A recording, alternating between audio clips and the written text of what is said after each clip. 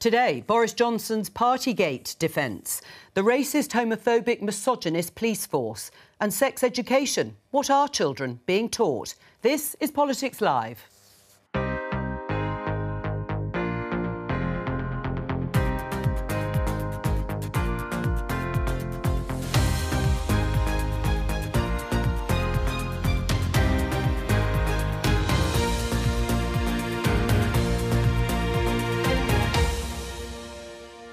Joining me today, Conservative MP Ben Bradley, Labour MP Ellie Reeves, the Scottish National Party's John Nicholson and head teacher Catherine Birbalsingh.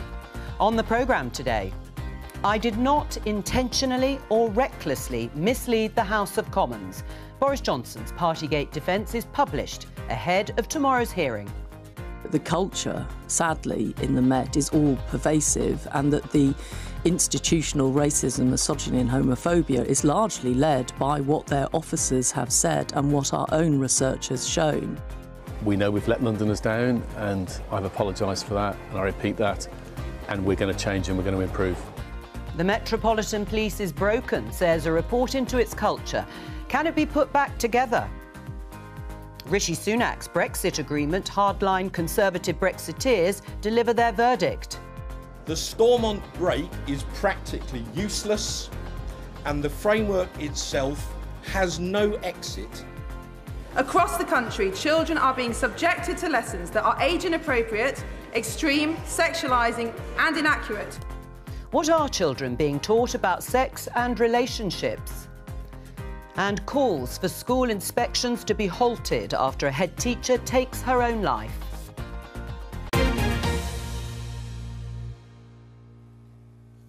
Let's start with the police report, excoriating police report by Baroness Louise Casey. You heard her there in the headlines. It was into the culture in the Metropolitan Police. Let's have a look at the front pages, and it makes most of the front pages. The Daily Mail, broken and rotten. Devastating review says Met is institutionally racist, corrupt, misogynistic and homophobic.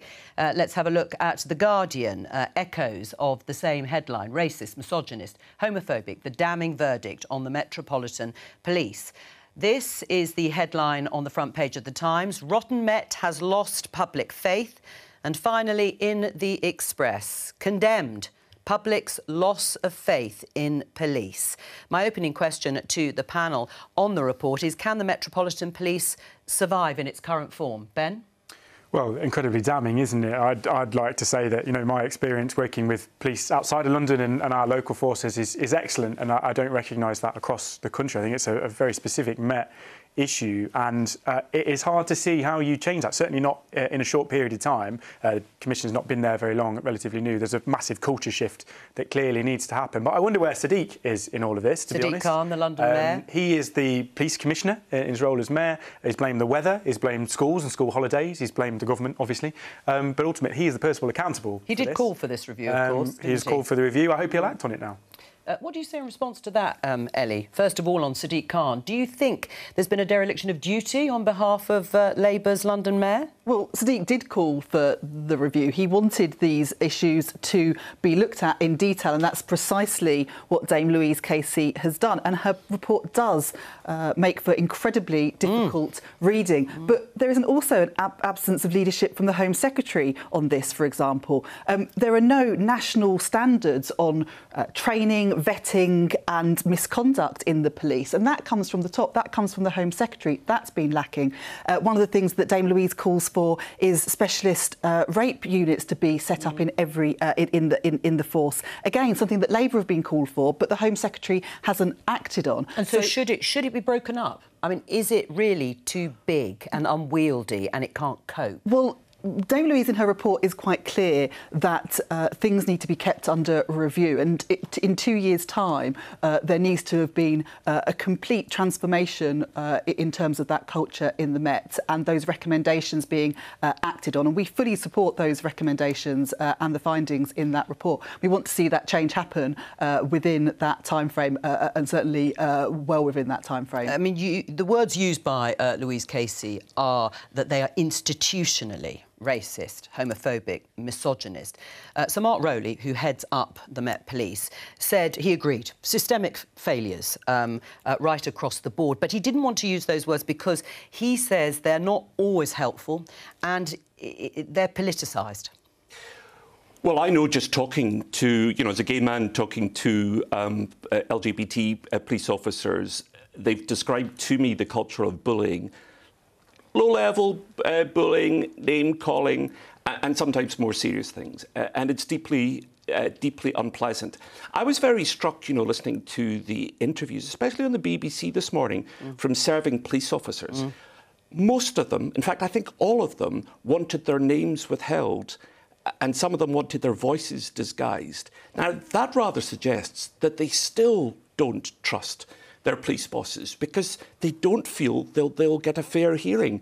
Today, of all days, you'd think police officers would feel able to come out and use their own names and their voices and talk freely if they were confident that the Commissioner was going to address these problems. But I get the impression from the fact they want to remain hidden that they don't have confidence in reform. Well, on the issue of confidence and trust, Catherine, from what you've heard, would you tell children, would you be 100% comfortable telling children you can trust the police? Yeah, well, it is hard, isn't it? I mean, I know the police that we work with in Wembley are excellent. So, yes, for them. The buck always stops with the leader. And you were just saying about breaking it up. I mean, possibly that's the way to go. When you're dealing with a smaller institution, you're able to fix things. And if this isn't fixable, then we need to move on it. And, we can all condemn it, obviously, because we will, but we need some action points and we need to be able to do something about it. All right, let's leave it there and turn to the former Prime Minister, Boris Johnson, whose evidence he's put forward 50 pages in his defence. It's been published today. It's been handed to something called the Privileges Committee that has been looking into whether Boris Johnson misled Parliament over parties at Downing Street. Let's just show you this particular piece from the evidence that we have been looking through from Boris Johnson. I accept that the House of Commons was misled by my statements that the rules and guidance had been followed completely at number 10. But when the statements were made, they were made in good faith and on the basis of what I honestly knew and believed at the time. I did not intentionally or recklessly mislead the House on the 1st of December 2021, the 8th of December 2021, or on any other date. I would never have dreamed of doing so. As I say, that is early on in the 50 pages that have been handed in to the Privileges Committee. Let's find out a little bit more about the content with our political correspondent, Jonathan Blake. What's the biggest takeaway for you so far? I know you won't have had much time to have a look at the whole dossier. Well, as you say, Jo, I think the main thrust of Boris Johnson's submission to the inquiry is that crucial excerpt which you just read out right at the beginning of his submission, where he does indeed accept that the House of Commons has been misled. Note the phrasing there. He doesn't talk about himself misleading the House of Commons directly, but as you say, he went on to say that that was done in good faith and on the basis of the evidence he had been given and was aware of at the time. It's worth just going over, though, I think, the opening paragraphs of Boris Johnson's submission. This is an attempt by the former Prime Minister to get in his defence early to the committee of MPs who are looking into whether he misled Parliament before he's questioned by them here at Westminster tomorrow. He opens by saying he takes full responsibility, as he's previously said, for everything that happened on his watch in number 10. He says it's now clear that there were events that went past the point that they could have been said to have been reasonably necessary for work purposes. The statements he gave to the House of Commons, he says, at all times did not turn out to be correct, and he takes the opportunity to apologise to the House for that. He goes on, and this is a crucial point, to say that he corrected the record after the Sue Gray investigation into the Partygate events and also the Metropolitan Police investigation as well. And he still believes that this was the earliest opportunity at which I could have made the necessary correction. So that's one point to pick out, I think, because part of the MP's investigation will look at not only whether Boris Johnson misled Parliament, and they've already said in their interim report that he may well have done that on several occasions, and it would have been obvious to him at the time that the statements he was making were incorrect, but also whether he took the opportunity when invited to or when given the opportunity to correct the record and to answer again direct questions, updating MPs on what had happened. And the criticism is, the charge is from some, that he didn't take the opportunity to do that. Why is the distinction so important between misleading the House and intentionally misleading the House? Well, it is important because ministers, MPs often are found to have misled Parliament, said things in the House of Commons that turn out not to be true, whether they have incorrect information at the time, whether they inadvertently say something that isn't factually correct, they are given the opportunity to or may volunteer to correct the record, and that is the end of it. The issue here is whether Boris Johnson's statements fall into that category or whether indeed they fall into the other categories of of recklessly or intentionally misleading Parliament. And the committee of MPs looking into whether Boris Johnson misled Parliament have made that distinction, and they say if Parliament is found to have been misled, was it done so recklessly or intentionally? And where they come down on that decision and that judgment that they're weighing up will have a significant bearing on the punishment and the sanction that they recommend Boris Johnson to face. Jonathan Blake, thank you very much. I will read a little bit more in just a moment from the submission by Boris Johnson. But first of all, Ben Bradley, what you've heard so far, will you abide by the decision of the Privileges Committee if they say that they have found that he has misled Parliament, intentionally misled Parliament, and they issue a sanction? Will you abide by it? Well, assuming they can show it's a fair and open investigation into all of this, that'll be what they're aiming to do, then I would have thought that we all would. I'm not going to pretend I've read all of this. It came out about 10 minutes ago. But I do think, and it backs up what I've always said about this situation, which is that there's a big difference between saying the wrong thing and knowingly and intentionally saying the wrong thing. We all, as members of Parliament, rely on the briefings that we get, the staff and the people around us to tell us what's going on. We can't be experts on everything. So I've always kind of given him that benefit of the doubt that he perhaps was told the wrong thing. I don't think there's any... Even though these were rules and guidance that were issued by his government, of which he was head. It's an incredibly complicated period of time in terms of those rules and guidance, and we all... The rules were clear. Ourselves, I knew what the rules were. But it's more a case of knowing what's going on in the building, isn't it? You can't expect him to do the room bookings in number 10. If you're wandering round waving a glass of champagne in a crowded room when there's a lockdown, and he actually said this is probably the least socially distanced room in the whole of Britain. He knew what he was doing. We all knew when he was in the Commons. We all heard him. We all knew he was lying. He's a history of lying throughout his whole political career. Now, he does refer to that statement that you have just said, or refer to probably the least socially distanced event or room that I've been at. But there was more, he says in the evidence. There was more to that statement than he actually said at that point. He also refers to his former Chief of Staff, Dominic Cummings, saying that it's no secret, we can show you the words, Dominic Cummings bears an animus towards me, having publicly stated on multiple occasions that he wanted to do everything that he could to remove me from power. He cannot be treated as a credible witness. Do you accept that? Well, look, I need to read the report in full. It was only published just before we came on. But I think there's a couple of points to mention about this whole investigation. First of all, it seems to me that there's been a lot of people on the Conservative benches that have been trying to discredit the highly regarded Privileges Committee. Which includes 4 Conservative MPs. The majority, the Conservatives hold the majority on that committee, and it's really important that they are able to do their job without intimidation and without fear. And there's also a point that Boris Johnson made the rules. He ought to have stuck to them. And let's not forget, he was issued with a fixed penalty notice.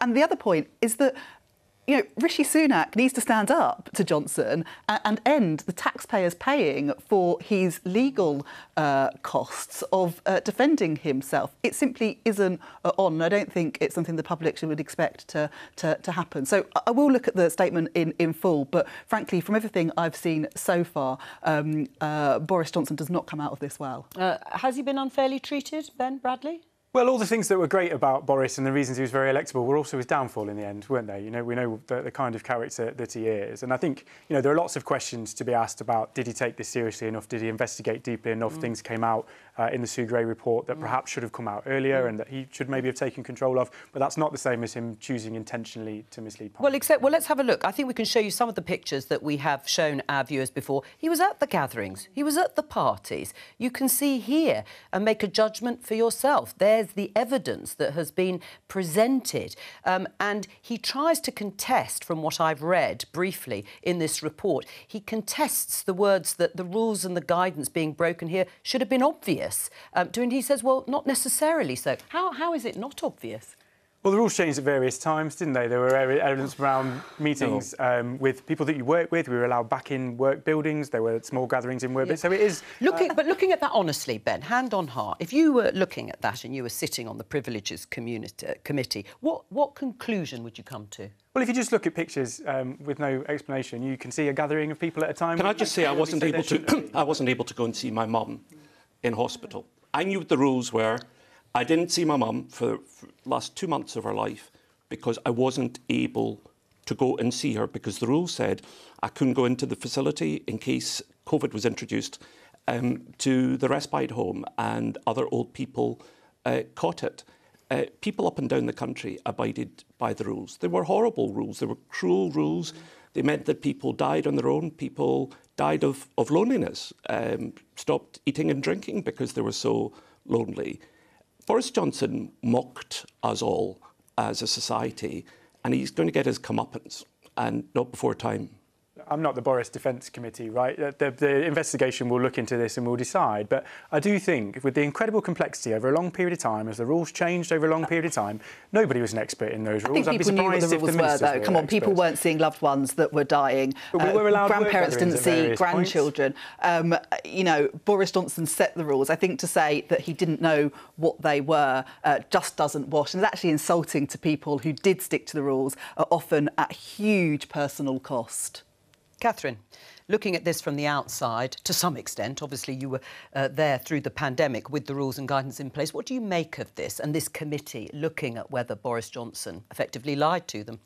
Well, I think it's interesting listening to all of you because the number one thing I think was maybe there was something wrong with the rules. And nobody ever talks about the rules and whether or not we should have had those rules, you know? Maybe Boris Johnson was mistaken to make those rules. But yes, I agree with what Ellie was saying earlier. I mean, look, the evidence is pretty damning. And from my point of view as a headmistress, there seems to be this interminable spat going on between Dominic Cummings and Boris Johnson. And I feel they both just need to be thrown into detention. Isn't the problem that we're now... This pollutes all of us. I was talking to the disinformation minister at the Select Committee earlier on about this. And there's this concept of post-truth politics that both Johnson and Trump stand for. If you just spew enough lies, the idea is that people, the general public, will stop believing any of us in public life. That's got to be bad for politics and government, and it makes it almost impossible to get out information to the public at crucial and important times because there's a real danger the public will stop believing anything they hear. But no doubt you'll read the dossier, the submission from Boris Johnson and see exactly what's set out. And, of course, he is the former Prime Minister in front of the Privileges Committee for what will no doubt be a pretty gruelling 4 hours tomorrow. Let me just show you this tweet from journalist Christopher Hope. Breaking news, it is indeed, in the last hour or so. It says ERG chairman Mark Francois MP, that's the Conservative MP who happens to chair a group of Conservatives called the European Research Group. The Stormont break, this is the part of the Windsor framework that was introduced by Rishi Sunak, hoping for support from across the House, is practically useless, he says, and the framework itself has no exit. Brexiteer Tories and now set to vote against the Windsor framework tomorrow. Will Rishi Sunak need Labour votes to get it through? Labour have said that they will support the Prime Minister over the Windsor framework, but how difficult will it be if he has to rely on Ellie Reeves and her colleagues rather than Conservatives? Well, clearly, more support on the Conservative benches will be very welcome. I think that's probably been inevitable since the DUP raised their concerns about it. Well, they've rejected it too, haven't they? You know, there is absolutely no suggestion from me that it fixes all the problems. Of course it doesn't. We're still having an ongoing conversation about our relationship with Europe, aren't we? Right. But it is clearly a big step forward in terms of business and trade and But why do you support it? What is it that you support in it that Mark Francois can't? Well, I think it's quite clear that in terms of those practical elements around trade, around the rules applying to Northern Ireland as they do the rest of the UK, and just being able to do business across that border, I think it's a huge, huge step forward from where we have been. And though not perfect, you know, in some ways, don't let the perfect be the enemy of the good in making that relationship better for Northern Irish businesses. Right, just briefly before we move on, Ellie, this could still be your problem because power sharing is unlikely to be restored in the near future if you've got the Democratic Unionist Party rejecting this Windsor framework, replacing the Northern Ireland Protocol, and so is a section of the Conservative Party. But the Conservatives have created this mess. You know, Boris Johnson... Yeah, but how will you deal with it? If it's your problem in a year's time, if you win the next election, you may still have this issue. To start with, the Northern Ireland parties should have been involved with the negotiations in a way that they weren't. You know, Jacob Rees-Mogg was being invited into Downing Street to discuss what was going on. Where were the parties from Northern Ireland involved in all of that? So work much closely with them and actually, you know, negotiate things like a veterinary agreement with the EU, which would apply to everyone, which would help resolve some of these. Well, closer alignment with the rules and standards of the EU. And of course, Boris Johnson said there was an oven-ready deal, if we remember, but the DUP have made a whole series of disastrous misjudgments. To support Brexit, first of all, then to believe Boris Johnson. And now we've got a generation of young people growing up in Northern Ireland who have much less time for the sectarianism of the past. Well, they're not and if here. you're a young Protestant from a unionist family, you want access to the European Union, which you're going to get through United Ireland and EU membership. I think when the history of the breakup of the UK is written, Brexit will have played a key role in that. Well, of course, you are advocating, as an SNP MP, exactly that breakup for an independent Scotland. I thought that might be a good link for Yeah, well done. you. Thank you for that. Let's just show you this headline in BBC News, because talking of parties in difficulty, the SNP certainly is having a torrid time. SNP Chief Executive Peter Murrell resigns over membership row. Now, it has been an extremely difficult few weeks for your party. Last month, of course, the First Minister, Nicola Sturgeon, announced she was stepping down. And then, of course, you can see that her husband, the SNP's Chief Executive, also resigned over a row over membership.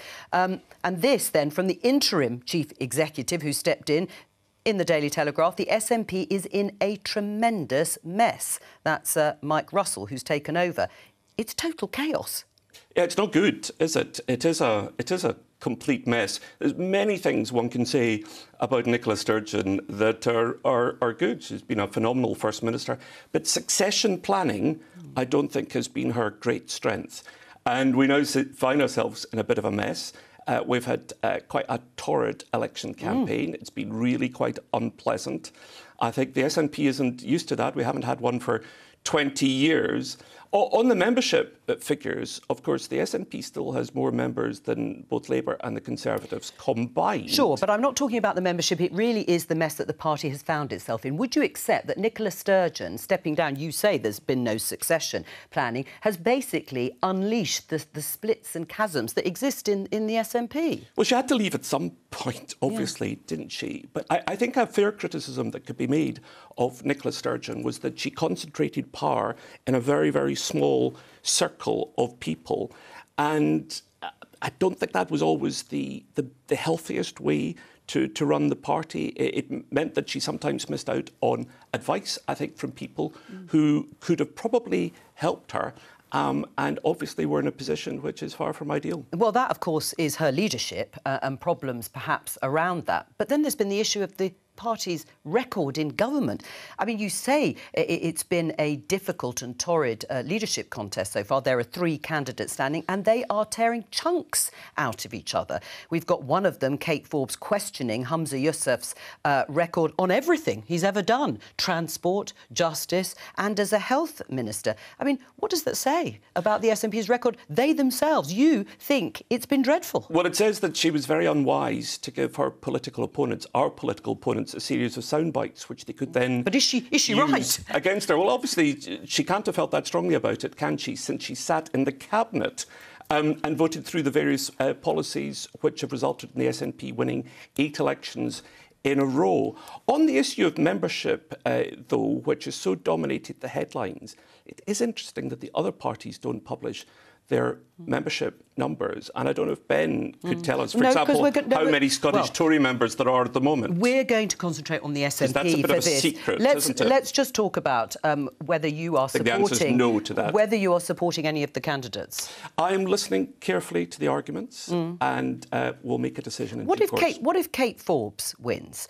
Because, as you know, there was a huge backlash when she said herself that she wouldn't have voted in favour of same-sex marriage and she didn't think that children should be born out of wedlock. I mean, would you be happy to stay in the party with Kate Forbes at the helm, somebody who doesn't believe in your relationship?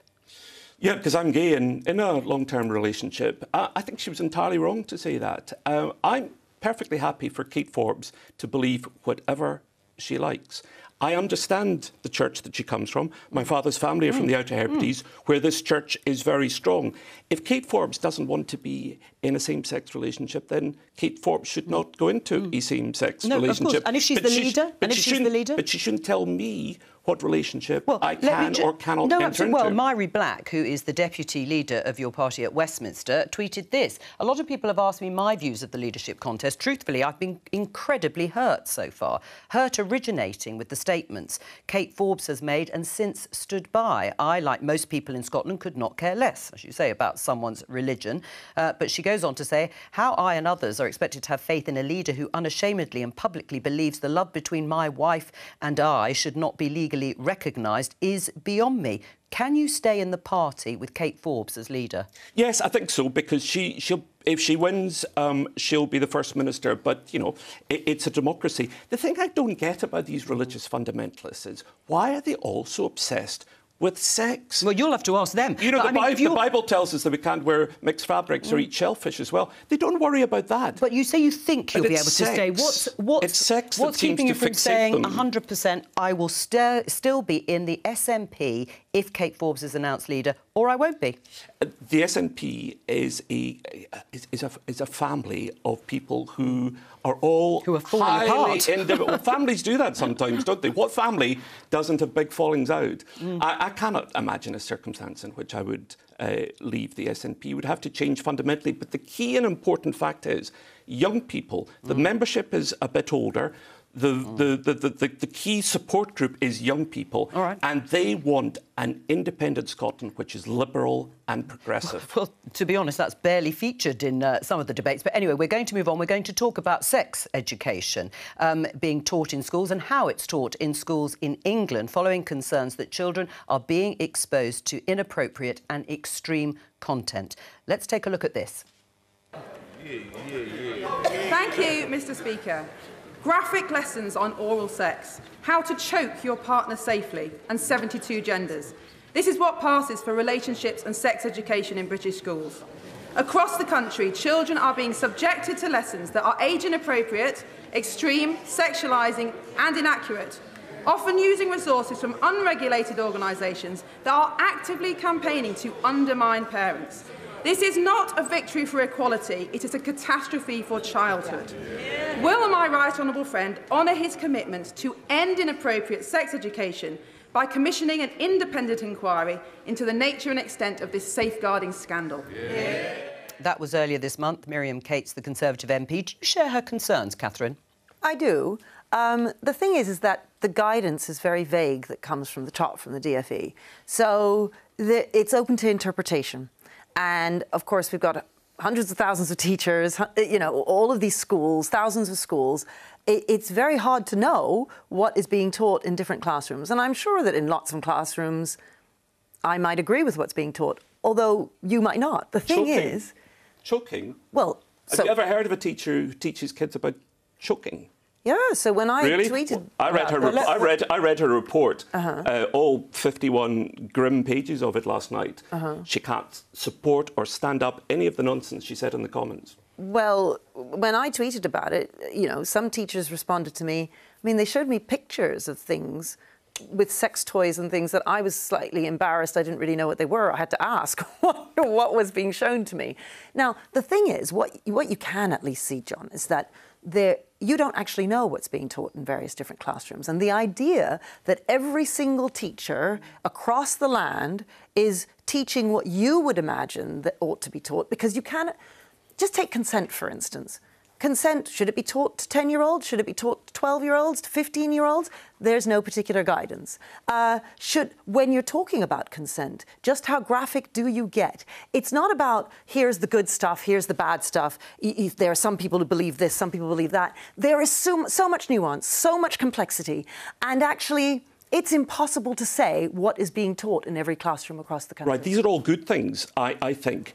But of course, what she was talking about was very different. It was graphic. She talked about choking. She talked about, 72 different genders, a story from the Isle of Man, which is outside our jurisdiction and wasn't true in any case. I think the key to all this, you know, Joe, is what Lee Anderson, the Vice Chair of the Conservative Party, said. He said the next election will be fought and won on culture issues and trans rights. And that's what all this is about. That MP is an evangelical Christian.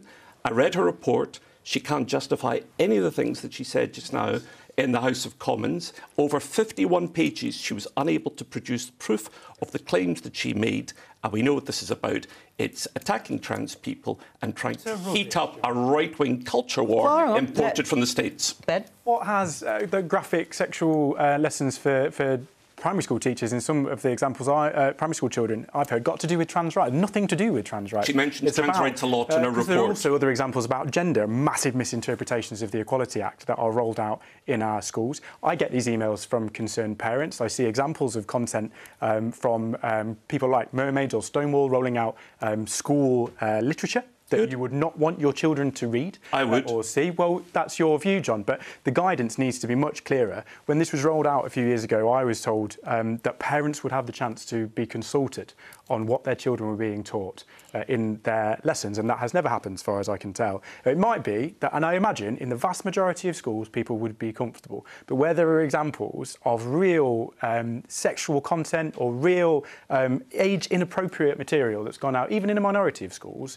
that is really bad. It's not about culture. What about it? It's fundamentally about our values as a country. Suppose the parents say you can't teach your kids that it's OK to be gay. Some parents will say that. I was at school in the 1970s, which the author, this woman, this MP, quotes favourably in 1976. I wasn't taught anything about LGBT rights, or it was OK to be gay. None of that stuff. But if you give some parents the veto, Ben... We're not giving parents the veto. There just needs to be better central guidance that draws some lines. Well, let me bring in Ellie. What do you think? Is it about age appropriateness? I mean, if children are being shown or taught various modes of sex or sexual positions or sorts of things, you mentioned sex toys, are these the sorts of things that could be appropriate in a primary school? Well, look, first of all, I think we need to take the heat out of some of this discussion, because PHSE plays a really, really important part of the school... Which is the overarching sort of lessons, yes. The school curriculum, and my concern is that,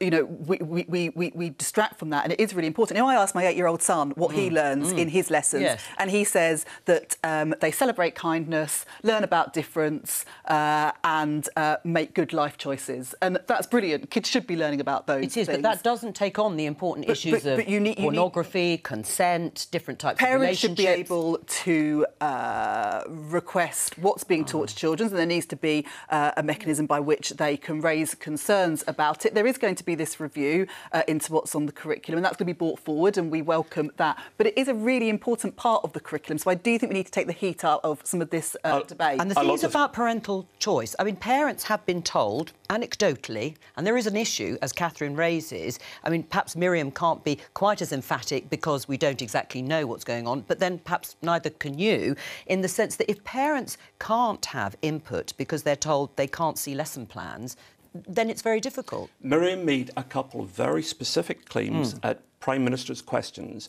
which turn out to be entirely false. Now, from what I know, and I tweeted about this and asked people to respond, I got hundreds of responses. Yes. One of the things a lot of parents are very concerned about is their kids turning to porn, for example, and learning about abuse, lack of respect for women, not understanding the notion of consent. This is the kind of stuff that children should be taught about consent and about respect, and of course it should be age appropriate always. Catherine, do you accept that? Absolutely, but the thing is that we don't know, and when you say we need to give parents, you know, the ability to ask and so on, yes, but can you please all of the people all of the time? My point is that you compare two families and they will have two different ideas about what children should be taught with regard to sex. There ought to be clearer guidance coming from the top, which can be then debated and agreed, because to put head teachers in a position where we need to fight with every parent on this is dangerous. That's exactly and worrying. That if you don't get clear central guidance, you put every head teacher in that position, they have to make decisions, and that's not right. There should be a minimum standard, and there's no ceiling. Currently, there should be a ceiling, but it is ultimately for parents to decide what they choose to teach their children in that space. What do you teach in your school, Catherine? So we would teach reproduction and consent and all the basic biology stuff. Depends on when. So, you know, we introduce these things earlier on. Well, it's really not until year 9 or year 10 that we're getting into this stuff in more detail. And what about STIs? Questions? What about questions from children if they ask about things like pornography that they may have seen, and whether these things are legitimate or not? Do you deal with those things? Yeah, the big thing that we really want to push is what John was saying. It's just about healthy relationships, respect for each other, tolerance, being kind to each other. And lovely, when Ellie said she asked her child what he's being taught, that needs to happen across the country. I think too many parents farm the education of their child out to the schools, and they're not interacting with their children to find out. Right. I mean, do you think Miriam Cates has, to some extent, fuelled an argument that might be very limited to a few schools and a few classes? I mean, we asked our colleagues at Radio 4 to look into the claims that she made because, yes, they're pretty striking. And they said there's no evidence of lesson plans on the 72 genders that she talked about, though children are being taught about multiple gender identities as fact. Is that acceptable? Well, I think the latter is problematic because that is very contested. And you can get into all sorts of debates about that. But I think what Miriam's raised and the work she's done is important because it is fundamentally speaks to our values and what we teach our children. It's not just about political fighting, it's about what we teach our children and what kind of culture we want to embed in our young people. Now, that goes beyond any political argument. It might only be, and I imagine it is, just a small minority of people going off in different directions, but we don't know. That's she shouldn't be saying things that are untrue, Ben. All right. That's a problem. She shouldn't say things that are untrue. She's not here, and I'm sure you have messaged her about it. We're going to end the programme on this story. BBC News, Ruth Perry. Ofsted urged to pause inspections after teacher death. Ruth Perry, head at Caversham Primary School in Reading, took her own life while waiting for the publication of a report that downgraded her school from outstanding to inadequate. What do you make of this terribly tragic story? It is tragic. It's just terrible.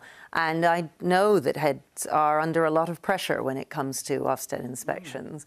And, you know, it puts a lot of pressure on them. They have a hugely difficult job to do. I am not a defender of Ofsted as an inspectorate. You know, I think Amanda Spillman's done a brilliant job, but I don't believe in inspection in that way. What do you mean? Well, we as a country really ought to have the discussion over whether or not an inspectorate actually makes for a better education system, and whether the distraction of Ofsted can have heads constantly chasing a good or an outstanding, which can then distract them from doing what's right for their school in the moment. It's a discussion we ought to have, which needs to be done aside from this very emotional moment around this poor woman's death. Right, but how will parents know if schools are performing well or not? Well, I think parents always know. I mean, yeah. If you ask in any community, ask them which are the best schools and which are the schools they worry about, they know. They definitely know. I also think that schools should open up their doors more and have parents in more. At the moment, you know, you come to October, you might get an open morning. Some schools may not have any open mornings at all to see the school in action for parents to visit. I think more of that should be encouraged. Do you think Ofsted inspection should be halted? Well, look, can I start by saying that, you know, I think all of our thoughts are with Ruth Perry's family and what has happened. Both my parents were primary school head teachers, so you know, I saw firsthand the stress that Ofsted could cause. I don't think they should be halted, but I certainly think the system needs looking at. It's really adversarial, and I think, you know, labelling things as inadequate, good, and outstanding isn't always that helpful. And actually having some sort of scorecard method where it's easier to see areas in which a school is performing well, areas in which they're not perhaps performing as well, areas in which they're excelling, actually helps parents to make more informed decisions than just inadequate, good and outstanding, which doesn't give the whole picture of a school. Do you think Labour would reform and review and change the way Ofsted... We've said that we would carry out a review into how Ofsted would work and look at how moving to a scorecard system might be more beneficial in terms of improving educational opportunities and working closer with parents. Ben?